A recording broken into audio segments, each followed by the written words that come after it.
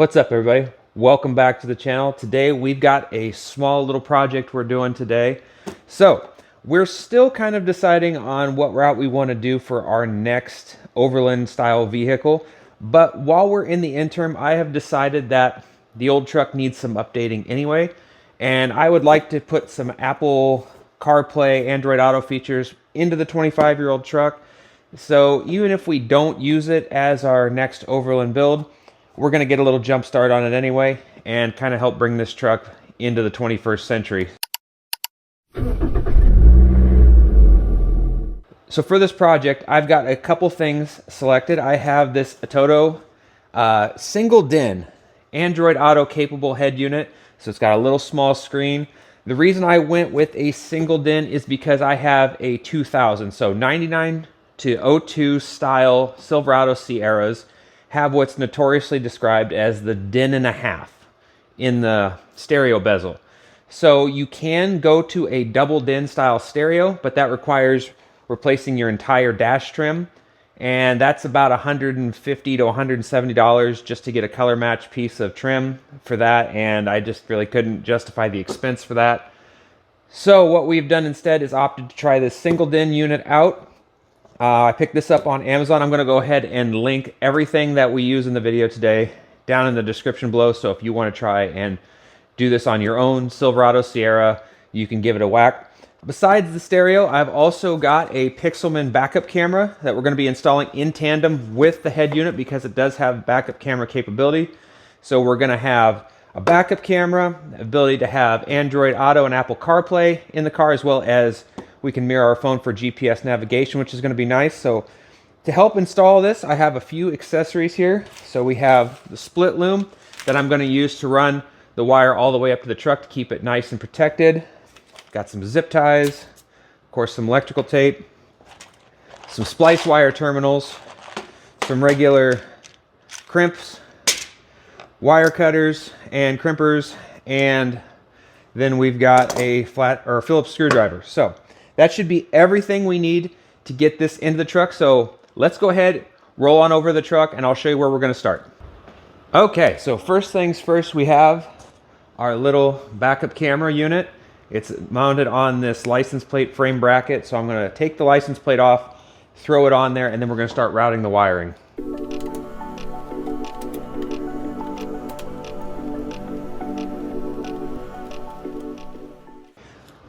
Okay, so I'm just going to get this just kind of threaded in just so the bracket can kind of hang there for now. We'll tighten it up when we put the frame and the plate back on all together. But right now, first things first is we have to run our wire down underneath the bracket here. And we have two things we're going to plug into. So we have an extra set of wire here. This has got to run all the way up to the front of the truck. So as we feed the wire in, we have a couple things we need to do first. So this is the power source that's going to go directly up front to the truck and then plug into the head unit. But we also have these two wires right here. We have a ground wire, and then we have a reverse signal wire that we need to tap into. Now there's a couple ways you can do this. You can use your trailer hitch, light pole mounts if you want to just tap into the wires there.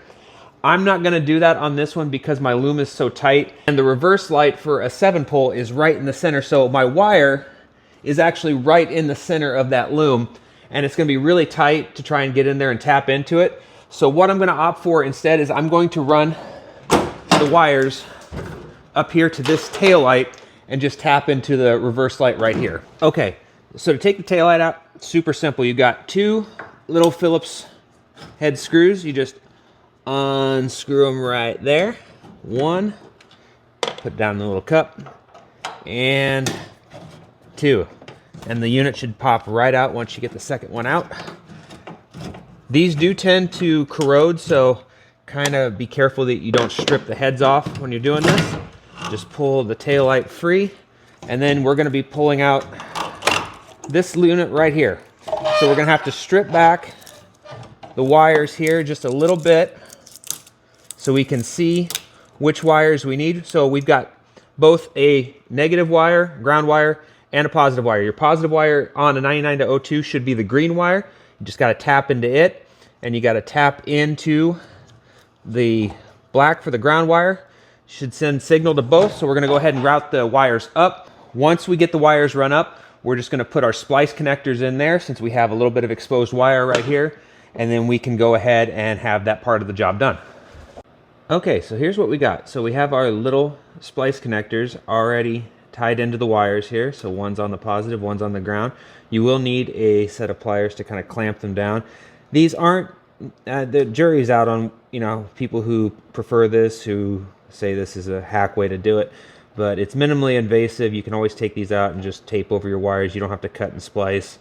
So depending on how this works out, it's not a complete, like, permanent solution. But then you have connectors on your other wires, and you're just going to plug those into it, and then we're going to finish tidying up the wires as they go down. Okay, well, now you join me underneath the truck. So I've hooked up the power from the reverse camera to the loom that's going up into the trigger wire. I've also hooked into our AV plug that's going to go all the way up to the head unit. And there's a choice to run extra signal down here. Since we've already run one up and we've got power at the head unit, I don't need to do this, so I'm going to cap this off. Now, if you didn't have power at your head unit, you could run an additional wire that's going to feed up to the fuse block. And I'll show you that way too. Like, I'll just kind of point out to you as we run up. But all I need to do now is kind of tape these wires together, these connections. And I'm going to get this all nice and neat. I'm going to put this in the split loom. And then from there, we're going to start running the harness all the way up the frame. Alright, so now we've got it all routed down the frame. And it's coming out right here. And where we're going to be targeting is right there. We're going to come up through the floor at that grommet there. So we're going to have to make a little incision to get this up in there. Otherwise, we could probably snake it by the wire that's going up in there. So we're going to take some panels off. So let's go ahead and get inside the truck and get off the floor. Okay, finally topside on the truck here. So now what we need to do is we're going to need to remove a few trim panels. To get in here, we're going to take the fuse panel off first. Toss that in the truck, and then we're going to remove this one right here. We can just kind of pry up just like that. Kind of just get it loose so we can take this panel out right here. And then we're going to pry nice and gentle there. Get out under the, watch your hood latch, so we can pry back the carpet. And that's going to expose this grommet right here. So what we need to do next is make a smallish incision right in there so we can get our wires fed up through. Okay, so once you finally got that jimmied in there, you're going to run it right into the factory area for the wires. So set it up in there, run it up to your fuse block. So if you were going to add power at this point, you could add your power wire right here in this 10 amp fuse slot. And then we're going to run it up and around the dash bezel. All right, so what you need to do next is you're actually going to get your key. You're going to turn to the on position, throw your gear selector all the way down, take your steering wheel, get all the way down so you can pry this, and it just pops right on out and then pulls out just like that. And then you can throw your gear selector back up because you don't need it for now. Turn your car off, and then you can finish running that dash wire. Wishful thinking. So you can just feed it up this way and you'll just feed it through. Come here. All that extra wire. Feed it up. Feed it up and in. Make sure your wires down here are still where you want them. Nice, clean look. Then I'm going to loop this. I'm going to go up and over, I think, for this one. Up and over the cluster because there's nothing back there that's really going to interfere with it. Up and over the cluster. And then I got to pop my head unit out. So if you have a stock head unit, yours will have tabs that you'll have to break loose. Mine already had an aftermarket unit in it, so I just pull this out. And I can unplug it from its mounting hole. Take my mic out, take my antenna out, and since this already is wired into a factory receiver harness, I'm going to go ahead and unplug that. And just like that, receiver's out of the dash. So that's that step complete. And now I've got to route the rest of this wire into the stereo hole. Alright, routes back in there just like that. Pull it the rest of the way through. And there you go. That is the backup camera procedure. So if that's all you needed to see, that's everything you need to do up to this point to get it run. After that, you're going to be looking on your new receiver for the aux out port for the jack, and then you're going to have in my case, I'll have a positive wire, so a trigger wire on the receiver itself for this secondary red wire, and that is the complete backup camera procedure for the truck. So now that I've got this unhooked, I'm going to take this inside because it's cold, and I'm going to rewire this whole harness so I can just stick it back in the truck, and hopefully we've got a radio. All right, so inside now, we're going to go ahead and connect the new stereo wire harness up to our factory wiring harness. I went ahead and already trimmed off my ends and got them all the butt connectors connected. So now we just have to do the process of putting all the wires into their correct connections. I always usually do the speaker wires first because it just eliminates about 8 different wires, and then I just kind of pick my way from the inside from there. So I'm going to go ahead, get all these butt wires connected, and then we'll have a full wiring harness that we can get ready to throw the radio in the truck and be done with this project.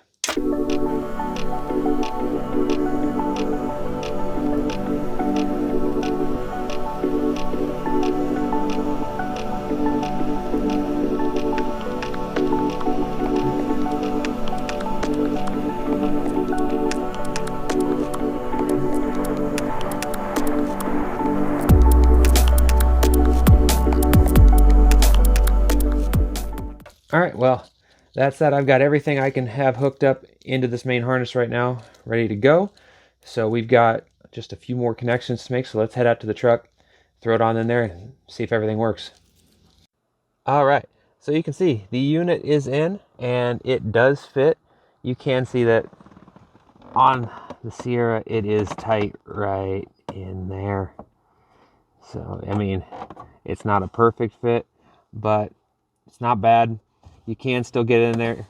I would leave this loose before you slide it all the way in. So get it on the track to slide in, and then put your trim piece back on and just kind of slide it all together.